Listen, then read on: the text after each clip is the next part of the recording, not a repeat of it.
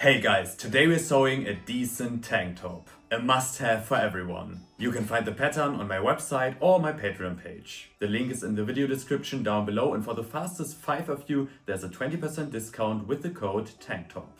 If you don't want to miss the next sewing videos, feel free to subscribe to my channel, and if you like the tank top, I'm very happy about every thumbs up. To sew the tank top, I'm using my normal sewing machine, the Singer HD 6335M, but also my overlock from Yuki, the MO50EN. If you only have a normal sewing machine, no problem at all. I'm gonna explain everything within this framework, and all the parts that I'm sewing with the overlock are just a nice extra. But what do we actually need to sew the tank top? Approximately 1 meter of an elastic fabric and, if you want, extra cuff fabric. Sewing needles, stretch and universal, a normal sewing foot and an edge sewing foot, an iron, a pair of scissors, a seam ripper, a tape measure, chalk or a colored pencil, and thread that matches the color of the fabric.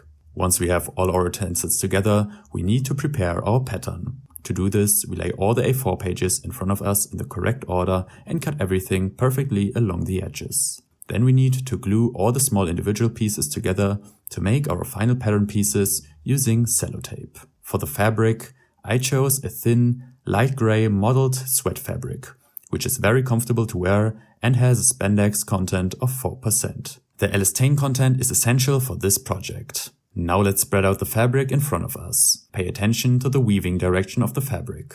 This should be vertical for all parts. You can easily recognize this in a fabric with elastane, for example, if you can stretch the fabric much more horizontally than vertically. The back and front pieces are cut on the fold. This means that you fold your fabric once so wide that the pattern piece fits perfectly in width.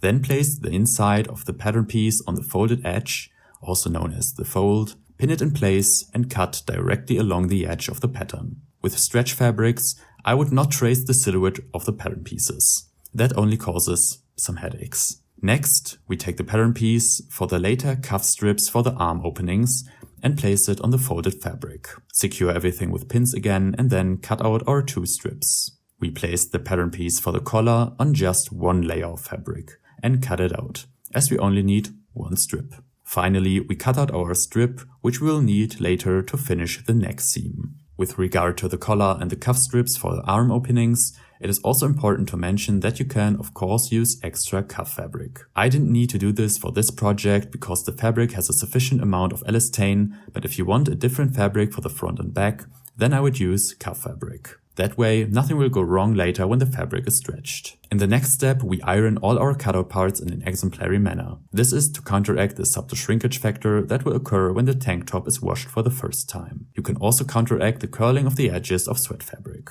Make sure you follow all the ironing steps in this video. Believe me, it completely changes the end result of a garment. I often skipped a lot in the beginning, but that's not a good idea in the long run. You can also mark the wrong side, i.e. the inner fabric side, of all pieces you cut out if your 2 fabric sides are very similar. This prevents you from accidentally sewing the wrong sides of the fabric together. And a very clear recommendation from me: use a stretch needle to sew the tank top. Universal is of course also possible, but it will be much better with a stretch needle. Now place our front piece in front of us with the right side of the fabric facing up. Remember, the right side of the fabric is always the side that will be visible on the outside. The wrong side of the fabric should be on the inside. In this case, this is the side of the sweat fabric with the flow coating. The back of the tank top is now placed on our front piece, right sides together. Then fix the shoulder sections with clips. We can also attach both sides of the tank top with clips. Now sew the shoulder and side sections together. To do this, set our sewing machine to the stretch stitch function. This ensures that no seams open up in the finished tank top due to excessive stretching during movement. You can easily check whether your sewing machine has a stretch stitch function in the operating instructions for your sewing machine. If your machine does not have this function, simply sew the whole thing with a normal straight stitch or a zigzag stitch. When sewing, always make sure to lock the seams at the beginning and end. This means that you first make a few stitches back and forth before you start the right seam. The presser foot glides along its own edge on the edge of the fabric. The needle position is in the center. I finished the overhanging seam allowances with my overlock machine. If you don't have an overlock machine, you can also check the operating instructions for your sewing machine to see what overlock type stitches your machine has and use them to sew the passage again close to the edge. Of course, you can also do it completely without. In the next step, I overlock the hem of the tank top once all the way around. You don't do this without an overlock. I will show you a second variation for a neat hem in a moment. For the first version, I simply fold 2 cm of fabric inwards and secure it all around with clips. For the second variant, first fold approximately 1 cm inwards and then 2 cm. This will also give you a perfect hem. With both variants, the folded strip is ironed in any case. Now we can sew the strip with a stretch stitch and the needle in the left position. The presser foot glides along the inner edge of the fabric. Now we come to the finish of the sleeve openings. Everything I'm about to show you applies to both strips, of course. We lay our strip with the right side in front of us and fold both sides together. This section is then sewn together with a stretch stitch. Now fold the strip lengthwise, wrong sides together and secure everything with clips. Make sure that everything lies neatly on top of each other at the seam. At this point we can divide the strip into 4 equal sections. Mark it with clips. Now we take our measuring tape and fix it all the way around with the clips in the arm curve of the tank top to get the exact circumference, starting at the shoulder seam. Now mark the exact center of the circumference on the wrong side of the fabric. As we also need 4 equal sections here, we can mark these in the same way. So we quarter the circumference. At the shoulder seam, we now place our cuff strip right sides together, seam to seam. The open edges of the waistband strip should be facing outwards. We use our marking points to attach our strip. Each of the 4 sections must be stretched slightly when sewing. To do this, we always pull the fabric apart before and after the presser foot, so that we do not see any excess fabric anywhere when stretched. This seam allowance is also finished with the overlock. Now we take our edge sewing foot, set the stitch length to 4 and make a top stitch seam all the way around. You should always stretch everything a little when sewing, but not too much. We do almost the exactly same procedure for the collar. Sew the sides together, fold over, divide measure the circumference of the collar, make 4 equal sections, place markings, secure the strips with clips, sew on and then finish with the overlock. But before we do the top stitch seam,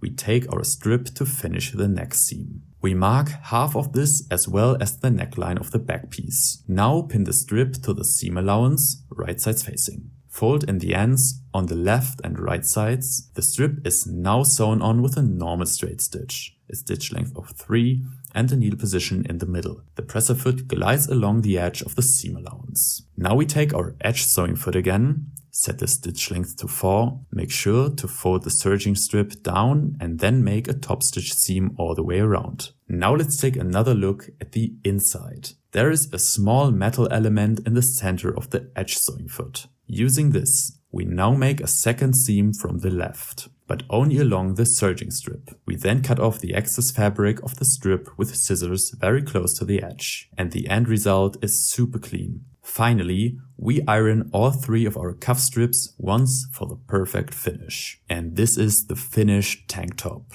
It turned out incredibly clean. I'm really looking forward to when it gets warmer again and I can walk around in my tank top.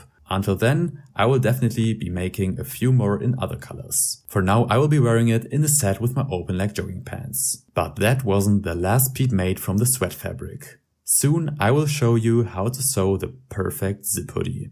If you liked the video, then I'm definitely happy about every thumbs up. Feel free to send me your finished sewing projects via Insta. It's always really cool to see what you guys come up with. Feel free to let me know in the comments how you liked the video, and if you got any questions or suggestions, please let me know. See you in the next video. Until then, have fun sewing.